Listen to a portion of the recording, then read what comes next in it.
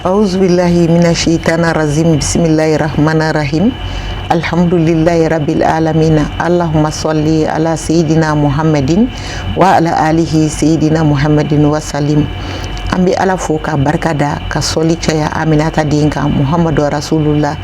kisi ni nɛɛma o b'a n'a so dungow ye, ka an kanubaga n'an filɛbagaw bɛɛ lajɛlen fo diɲɛ seleke naani kana la. Mɔgɔ mɔgɔ sɔgɔlen bɛ émission duba kungo ale kɛnɛ kɔnɔna la, émission du ani denbaya kɛnɛ kɔnɔ, an ka foli bi aw ye, badabada foli danti foli min na, sabula du o du a bɛ n'a kɔnɔko don, du o du a bɛ n'a kɔnɔ réalité don. Ayiwa bi ni Ala sɔnna ma o fana tɛna kɛ basi ye k'a na bi dɛsɛ ka sababuya kɛ an ye wele bila mɔgɔ min ma, ale fana bɛ a ka champ kɔnɔna la, ale fana a tɛ dunan ye nin kɛnɛ ninnu kɔnɔna la, a yɛrɛ ye muso cɛsirilenba ye, muso wulikajɔkɛla don, muso dɔkɛla don, muso min don i ka dɔn a nɔ fana o yira jamana kɔnɔ hakaja jamana kɔ kan. Ni Ala sɔnna ma o tɛ maa wɛrɛ ye, o y'an yɛrɛ denmuso ye, dɔw dɔgɔmuso don, dɔw furumuso don, n'o ye Madame Jara Kadija Sidibe ye, ni bɛɛ lajɛlen b'ale wele ko Empire Ina, dɔw ko Ina Empire. Ayiwa an ye wele bila a ma, a y'an ka wele jaabi, a diyara an ye, an b'a fo k'a waleɲuman dɔn. Ina Empire mɔgɔ caman b'a dɔn ni conseillère de ye, n'o ye conseillère conjugale ye, caman b'a dɔn n'o ye, nka an b'a yira u la k'a fɔ Ina Empire bi bi in na a ye kalan wɛrɛw fana kɛ, n'o ye kɔciya kalan ye. O kɔciyaw fana mɔgɔ caman bɛ yen i bɛ wele ko kɔci k'a sɔrɔ i tɛ kɔci ye, sabula mun na i ka kɔciya ma dafa, ko sababuya kɛ fɛn jumɛn ye, sɛbɛn dɔ de bɛ yen min b'a yira k'a fɔ i kɛra kɔci ye. O sɛbɛn wo Ala ye Ina Empire garijɛgɛ don o la, ni o ye a kɛra coach éthique certifié. O tuma na an bɛ dugawu k'a ye yarabi Ala k'a fanga se, a bolo bi baara min na Ala k'a ɲɛ a bolo, hali bi Ala ka hɛrɛw caya ka tɛmɛ nin kan. O kɔfɛ Ina Empire an b'i fo i ni wula, somɔgɔw dun, kodi baasi tɛ yen, ne burankɛ ni denbaya, alhamdulilayi, an b'i fo k'i waleɲuman dɔn, wele jaabili la. Ayiwa yanni an ka don kɛnɛ kɔnɔ, folikan min b'i yɛrɛ fana bolo yanni an ka baaraw daminɛ. Tanti Mato diyara n ye, n bɛ an filɛli jama bɛɛ fo, fɛn o fɛn b'an filɛ Mali kɔnɔ Mali kɔ kan, an bɛ foli ni tanuni di bɛɛ ma, ka tila ka aw yɛrɛ fo, e min tɛ se ka i tɛ ɲinɛ, e min cɛsiri, i ni wulikajɔ i faso ye, k'a fɔ ko musow bɛ sɛgɛn min na a ka kan e k'i jɔyɔrɔ fin a kɔnɔna la, tant que musow ma lafiya e yɛrɛ fɛnɛ tɛ lafiya, donc an bɛɛ b'o combat kelen de kɔnɔ, donc an bɛ foli ni tanuni belebeleba d'i ma, aw ni ce aw yɛrɛ ye, aw ni timinadiya, baara in ma nɔgɔ. Ayiwa a diyara an ye, an bɛ dugawu kɛ aw de ye bi bi in na, sabula san bi tigɛ k'a tɔ to ngɔmi ye, an y'o sɔrɔ an karamɔgɔw la, n'o ye bamananmuso layiritigiw ye Umu Jara Jɛma, bi k'a sɔrɔ ma in na so. Ɲɛnatigɛ an nana cogo min na, ni ta bɛ kɛ ten anw bɛ taa k'a to aw bolo. Ayiwa an bɛ dugawu de k'aw ye, yarabi anw ma se ka sigi yiri minnu kɔrɔ Ala k'aw sigi, anw dɛsɛra minnu na yarabi Ala k'aw se o la. O kɔfɛ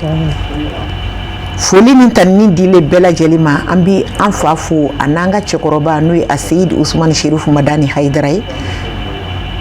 a n'a ka denbaya a n'a kanubagaw bɛɛ lajɛlen, badabada foli an b'a ɲɛsin u ma danti foli min na. O kɔfɛ bi an filɛbagaw an bɛna masala fɛn min kan, o fana ye fɛn ye bi min b'an ka du kɔnɔnaw kɔnɔ kosɛbɛ. Denbaya caman bɛ hami n'a ye, a ye sinɔgɔ tigɛ ka bɔ denbaya caman ɲɛ la, wa kunbɛ cogo ma sɔrɔ dɔw yɛrɛ fana bolo, i komi dɔw fana ye kunbɛ cogo sɔrɔ o t'a la. O de la an ye Ina wele, bamananw ko ten denmisɛnninya o ti maa tiɲɛ, dan n'a ka kungoya de bɛ falen. Bamananw ko fana ko den min wolola fɛnsɛn na ka mɔ fɛnsɛn na ko fɛnsɛn t'o kɔnɔna fili. N'a ye kuma dɔnnaw fana ko n'i ye fɛn o fɛn ɲɛɲini k'i b'o ɲɛ sɔrɔ, o tuma Empire Ina y'a ɲɛɲini, wa n hakili la a b'aw tulo nɛgɛbɔ bi ni Ala sɔnn'a ma. O kɔfɛ bi thème ye fɛn min ye, o de la famille face aux réalités du mariage et de la vie sociale. On ka furu a tiɲɛ an ka denbayaw kɔnɔ a ka ja ka ɲɛsin an ka adamadenyaw ma. Est-ce que an ka furu bɛ kɛ cogo min na a b'o cogo la wa? An ka tiɲɛw ɲɛsinen don an ka kɛwalew ma wa? Ayiwa n y'a fɔ aw ye cogo min na aw ni Empire Ina an bɛna walawala sisan. Ina foli ni tani dilen ko an filɛbagaw ma. E yɛrɛ bolo denbaya jɔyɔrɔ ye fɛn jumɛn de ye kɛrɛnkɛrɛnnenya la ka ɲɛsin furu ma? D'accord. I ka o ɲininkali diyara n ye. N'i y'a mɛn fɔlɔ k'i b'a fɔ ko furu i b'a fɔ de ko union de don entre deux personnes, cɛ ani muso. U fila bɛ ka yamaruya kɔnɔna na u ka sɔn a ma ani ka sɔn ni u si seli furu fɛnɛ ma. Donc furu ye depuis an bɛnbaw tiɲɛ de ye. O de kama an b'a fɔ ni cɛ min sɔnna furu ma i y'i bɛnbakɛ tiɲɛ bɔ,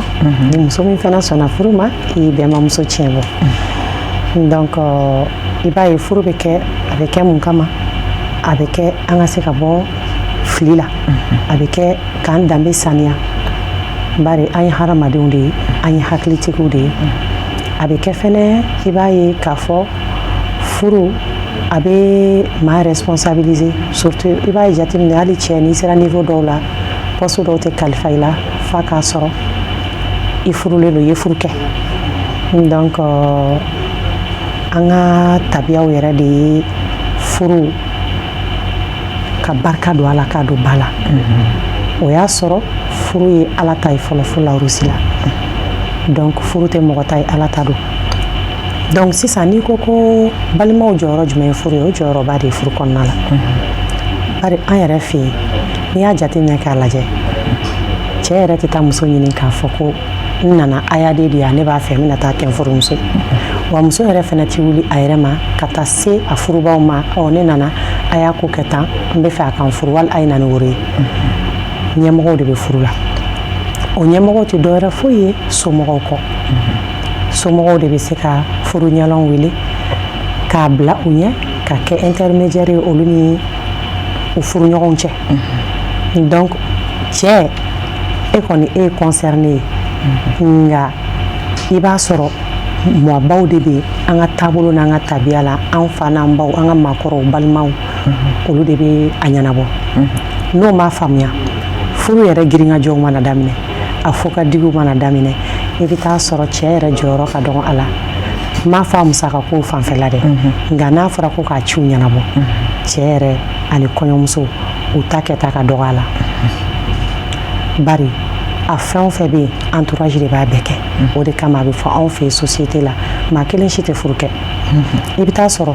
denba dɔ de bɛ yen min désignera a fɔra ko nin ye denba ye ale de bɛ kow jalatigɛ. Denfa dɔ de fɛnɛ bɛ yen min bɛ kow ɲɛma. Donc o b'a yira hadamaden na k'a fɔ i kelen tɛ se ka furu kɛ. Wa o fɛnɛ bɛ mun yira hadamaden i bɛna mɔgɔw de bolo i bɛ taa mɔgɔw de bolo. Bolokɔni kelen tɛ bɛlɛ ta sɔn n'a ye nanzara furu ta k'a lajɛ tubabukɛ n'a muso bɛ bɛn a la u bɛ bɛn a la carré kɔnɔ de. N'u bɛnna a la sisan n'a ka di i ye de u b'i wele n'a man di u b'a to yen. Mɔgɔ hakɛ min ka di olu ye o de bɛ na olu ka furu la. Anw fɛ yen balima bɛɛ sen b'a la sinji bɛɛ sen b'a la terisiraw sen b'a la. I b'a ye hali n'i bɛ furu kɛ n'e taara waliden dɔ nɔfɛ k'a ka di i furu la a bɛ fɔ k'i ka na n'i somɔgɔw de. Danbe bɛ du o du kɔnɔ u t'o den ta k'a d'i ma abada k'a sɔrɔ u tɛ somɔgɔ jɔlen dɔn e la. Donc ni somɔgɔ ma sɔrɔ i la u b'a fɔ k'i ka taa wakilu ɲini ka na. A kɛra cogo o cogo n'i ma se k'o fɛnɛ sɔrɔ maa si t'a den d'i ma. Donc k'a yira k'a fɔ n'i y'a danni ma i b'a ye k'a fɔ ko somɔgɔw jɔyɔrɔ b'a la tɛ dɛ furu yɛrɛ de tɛ se ka kɛ somɔgɔw kɔ.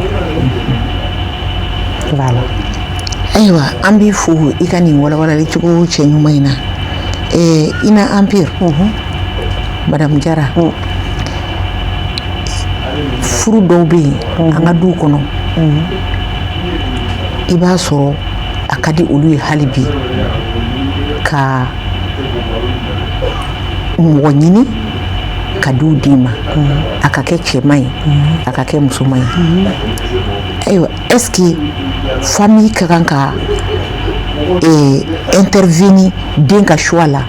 a ka furuko la wa i hakilina ye mun y'o fana kan o ɲininkaliw fana diyara n ye kosɛbɛ parce que diɲɛlatigɛ ye fɛn dɔ de ye bi ni ko furu kunu furu ani bi ta tɛ kelen ye kunu furu tun bɛ bɔ sanfɛ a bɛ na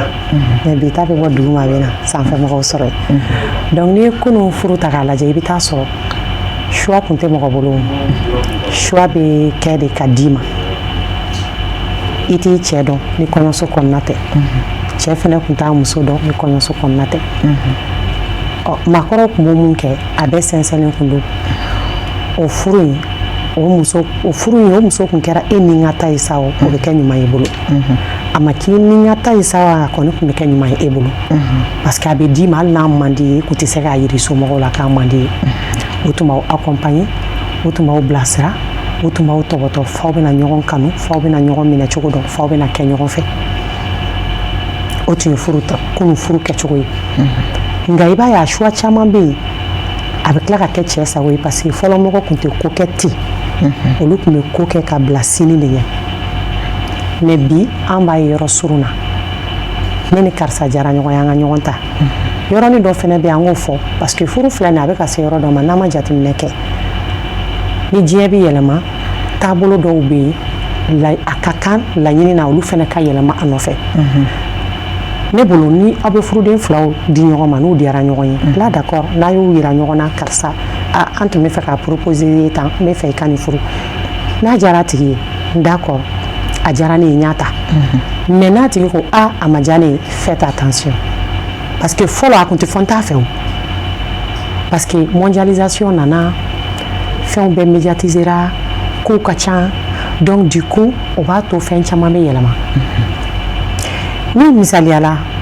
aw ko k'a bɛ furu kɛ muso ko k'a tɛ cɛ fɛ ou bien cɛ ko k'a tɛ muso fɛ muso yɛrɛ k'a fɔ k'a tɛ cɛ fɛ o ka fisa o parce que ni o kɛra avec le temps ni cɛ in sera k'a nɛgɛ muso hakili yɛlɛma ka di nka ni cɛ ko ko n tɛ muso fɛ bibi in na karata t'a don dɛ jata karata ne ba a kuma ka gɛlɛn i b'olu di ɲɔgɔn ma ten a tɛ bɔ ne ta la dɛ i b'a ta di n'i m'a ta denibaya ti i ne cɛ n'i m'a ta deni masaya o banna pewu o cɛw o bɛ obligé k'o muso in ta a man d'a nin ye a tɛna muso in ka ɲuman dɔn a t'a ɲini ka muso in dɔn furu dunna an ka ɲɔgɔn ɲini ka ɲɔgɔn dɔn de donc o muso in ka ko fɛn fɛn n'a b'a kɛ o ka ɲuman bɛɛ ye juguman ye a ka juguman o ye tasuma ye o cɛ bolo o cɛ sugu de b'o muso sugu dalen to so kɔnɔ ka bɔ ka taa dɔ wɛrɛ ɲini kɛnɛma n'o tɛ n'an tɛ bi tile la fɔlɔ hali n'i b'i diyaɲɛ ta i tun bɛ mansaw ta kɔfɛ n'i ko k'i bɛ min ta o tɛ don i n'a cɛ sauf si n'u yɛrɛ ye jateminɛ dɔw kɛ i n'a tɛ taa yɛrɛ fewu u kɔni b'a ɲɛ f'i ye hakilima bɛɛ bɛ kulu kun caman dɔ faga ye donc fɛn dɔ de don yɛlɛma ka don a la parce que choix la tuma dɔw la i bɛ taa sɔrɔ cɛ dɔ bɛ yen ani muso dɔ ye ɲɔgɔn dɔn baara kadiri sira fɛ o diyara ɲɔgɔn ye ale ŋaniya la ale bɛ fɛ k'o ta nka i b'a ye a bɛ n'o fɔ a ka musokɔrɔba ye ou a b'a fɔ cɛkɔrɔba ye o wagati kelen b'a sɔrɔ musokɔrɔba fana kɛlen don k'a yɛrɛ balimaden dɔ ye nin diyara ne ye nin bɛ sɔn ka ɲɛ Madu bolo o b'o kɔnɔ o wagatinin kelen i bɛ taa sɔrɔ bɛnkɛ dɔ fana kɛn bɛ k'a den maa minɛ ko nin bɛ di Madu ma fɛn ma fɔ Madu ye Madu nana n'a ta ye wagati min ni ninnu fana y'u ta fɔ o y'a sɔrɔ nin de ye Madu ni minɛ ni Madu bann'o ma o muso bɛ na o bɛ tiɲɛ fɛn bɛɛ y'a ɲɛla fo hɛrɛ parce que somɔgɔ si tɛ k'a fɛ alors que ale nɔ tɛ a kɛra cɛ in de ka choix ye ne bolo n'a kɛra cɛ ka choix ye a ye enquête kɛ a y'a dɔn k'a fɔ est-ce que u bɛ mɔgɔ furu ɲɔgɔn bɔ n'u bɛ mɔgɔ furu ɲɔgɔn dɔn d'accord c'est vrai a ma kɛ ka choix ye mais n'a nana a bɛ se ka kɛ muso ɲuman ye ka kɛ dukalamuso ye ka kɛ muso sɛbɛ ye du kɔnɔna na donc n'a ye fili minnu kɛ a b'a dɛmɛ a bɛ fili ninnu corriger furu yɛrɛ o de ye denmisɛnninya la i bɛ na yanni i ka mɔ ka fɛn caman faamu furu la i bɛ fili caman kɛ mais i b'a ye n'i ye i yɛrɛ sigira ka miiri i kelen ka expérience sɔrɔ a bɛ kɛ i b'a fɔ k'i k'a wagati effacer ka bɔ yen donc fɛn dɔ de don fo mansaw k'o fana faamuya an ka hakili to a la furu kasi caman bɛ so kɔnɔ o bɛɛ b'a fɔ denmuso ye a ye taa sigi parce que cɛ tɛ yen fɛ tɛ yen a cɛ bɛ taa k'a ka kunkɔrɔdonna de ye a n'a ka ma tila mais cɛ yɛrɛ physiquement o tɛ k'a bolo abada lezi e y'a furu ka d'a ma e cɛ obligé mais i tɛna obligé ka cɛ fɛ dɛ donc bi de nu ka ko bɛ a yɛrɛ ni ka ko ni min y'a jabo de kɛ maintenant n'u fila ye ɲɔgɔn ta u na ɲɔgɔn ku hali n'u kasira bɛ bɛn ɲɔgɔn ma a dɔw la yɛrɛ u fila bɛ ɲɔgɔn furu mais kɔfɛ kow bɛ caya parce que u bɛ taa mun fɛ furu kɔnɔna na an kan ka furu yɛrɛ nafa ye min ye a kun ye min ye furu kɛkun yɛrɛ ye min ye an t'o dɔn nka an bɛ furu ambiance dɔrɔn de nɔfɛ ne kan ka furu n kan ka robe jumɛn don n kan ka veste jumɛn don n kan ka gulokiba jumɛn don na an b'o yɔrɔ dɔrɔn de la mais furu yɛrɛ bɛ ka kɛ kun jumɛn kama laɲini jumɛn de bɛ nin bɛɛ kɔfɛ an ka sira t'o la mais festivité min bɛ furu kɔ an b'o dɔrɔn de nɔfɛ o de kama n'an tagara a ɲɛ bɛ taa yɛlɛ problème réalité camanba kɔnɔ o b'a sɔrɔ a kɛra ka ban i tɛ se ka segin kɔ bilen i tɛ se ka taa ɲɛfɛ i bɛ t'u nɔ la donc o de la n'aw furula a y'a ɲini aw ka ɲɔgɔn dɔn mariage kɛra mariage arrangé o mariage kɛra o aw yɛrɛ de ye choix kɛ o a ye ɲɔgɔn ɲini a ka ɲɔgɔn dɔn c'est important wa o se ka taa ni denmansaw jɔyɔrɔ t'a la f'olu de ka bilasirali kɛ wa mansa musomaw yɛrɛ n'a ye denmusow di ka taga furuyɔrɔ la a ye tugu kɔ a ka to k'u bɛrɛbɛrɛ a ka to k'u ɲininka mun bɛ yen ani kuma lakali tɛ kelen ye a b'a to fili dɔw bɛ a tɛ don olu la a b'a to fɛn dɔw bɛ yen kɔn bɛ kɛ olu ma olu bɛ kunbɛn mais ni denw ko ko hali nin bɛ yen u bɛ nɛni de k'a ye t'aw sigi alors que a y'u di ka taa ko n'i ma taa nin furu in na ou bien n ye nin cɛ in ɲini ka d'i ma n b'a dɔn n y'a ɲini ko min na a bɛ na k'i ma jigiya ye o den bɛ taa o furu la o tɛ jigiya kelen ye a ɲɛ la yɔrɔ kɔni a ma nɔgɔn voilà. Ayiwa an b'i fo k'i wariɲuman dɔn n y'o de fɔ ye n ko bi ta in k'a tigɛ basi ye k'an labidisi o kɔfɛ i na i bɔra sisan k'a fɔ ko furu bɛ kɛ ko mais an tɛ furu kɛkun dɔn o tuma furu kɛkun ye fɛn jumɛnw de ye furu kɛkun a ka ca n y'a fɔ a daminɛ la n ko furu kɛkun ye k'an danbe saniya wa ya o ya bɛ diɲɛ kɔnɔ a bɛɛ gulonnen don furu la n balimakɛ ye karisa ye n kɔrɔ ye karisa ye n fa ye karisa ye n ba ye karisa ye n ko furu de b'a s'a ma donc furu kɛkun ye k'an danbe saniya furu kɛkun ye k'an bɔ kuntankow la furu kɛkun ye ka jigiw sigi an ni ɲɔgɔn cɛ furu kɛkun ye ka an yɛrɛ k'an responsabiliser donc furu kɛkun ye nin kobaw de ye awɔ i na an seginna a kan o fana de ɲana sabula dɔ ma émission daminɛ suit u bɛ se ka na bila nin yɔrɔ in na wa kuma in a ka dɔgɔ da la fɔli la mais a nafa ka bon kosɛbɛ kosɛbɛ sabula ni bɛɛ ye nin dɔn furu kɔnɔ a ka ca la a bɛ dilanni kɛ kosɛbɛ o kɔfɛ i na i da sera a ma an ka laadaw n'o y'an ka tradition ye olu fana ye fɛn belebele an ka furuw kɔnɔ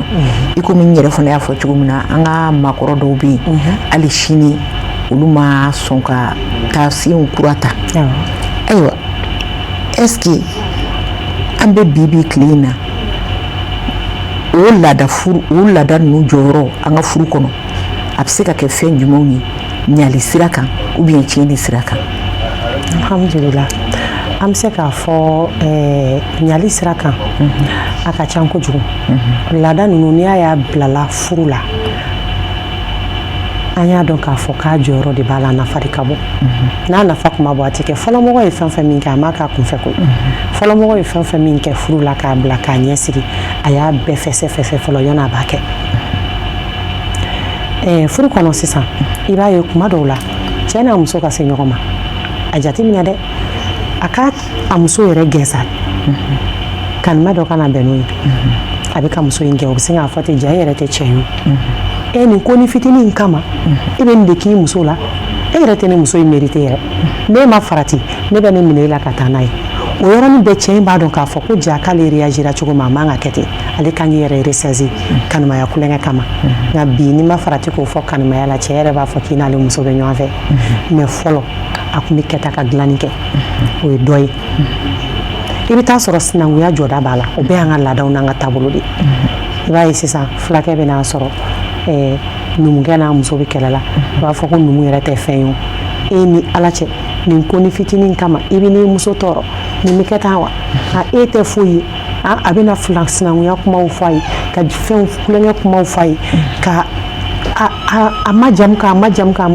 a yɛrɛ dusu bɛ da muso yɛrɛ dusu bɛ da u bɛ tɛmɛ n'u ka saja ye u b'u ka adamadenya kɛ o yɔrɔ kelen na i bɛ taa sɔrɔ faw ni baw n'olu bɔra a kalama cɛ jɔyɔrɔ bɛ f'i ye muso jɔyɔrɔ bɛ f'i ye karisa e ye nin kɛ nin man ɲɛ karisa e fɛnɛ ye nin kɛ nin man ɲɛ nimɔgɔninw fo ka taa se olu bɛɛ lajɛlen ma u bɛɛ jɔyɔrɔ b'a kɔnɔ misaliyala nimɔgɔnin musoman min kun b'a kan da la n ko b'a fɔ a kɔrɔkɛ ye de ko fara nin na nin ye waliden de ye n'i ye nin tɔɲɔ anw yɛrɛ de ye o ye laada de ye o cɛ o cɛ ye balimamuso b'i bolo da la n'a y'a da waga ka kuma nafa ma fɔ i bɛ baara de kɛ n'a ye ma balimamuso sorcière fɔ dɛ a ɲɛlikɛlaw ko don a dilannikɛlaw ko don n'a kumana a balimakɛ ma dɔrɔn a b'a dɔn k'a fɔ ko balimamuso kumana a bɛ sin ka dimi bila ten ka dusu boyi ka hakili ta ka baara kɛ n'a ye wa o de bɛ se ka dilanni kɛ an ye an ka laadaw ma deli ka fɔ ɲɔgɔn kɔ k'a fɔ k'u bɛna tiɲɛni sugu dɔw se an ma a ka gɛlɛn a ka gɛlɛn furu kɔnɔna kɔnɔna u ye fɛn o fɛn min kɛ o y'a bɛɛ sɛnsɛn anw de nana ni yɛlɛma kuraw ye kana don a la ayiwa an bɛ aw fo ka aw waleɲuman dɔn aw minnu sɔgɔlen bɛ Shirifula TV la badabada foli o bɛ ɲɛsin aw ma sabula n'i y'a mɛn yɔrɔ yɔrɔ ko ɲɔgɔn kumakɛla tɛ filɛlikɛla baga de b'i la walima lamɛnlikɛla jɔnjɔn de b'i la o tuma na an bɛ aw fo dante foli min na ka yira aw la k'a fɔ nin ye an ka émission ta ko fɔlɔ ye ani Ina Empire ni Ala sɔnna a ma a y'aw sɔgɔlen to an na ntɛnɛn nata ni Ala y'o yira an na 17h30 wagati aw bɛ sigi tako filanan kɛnɛ kɔnɔna la o tuma na an bɛ aw fo ka aw waleɲuman dɔn aw ka filɛli cogo cɛ ɲuman na a k'an bɛɛ sigi wɛrɛ la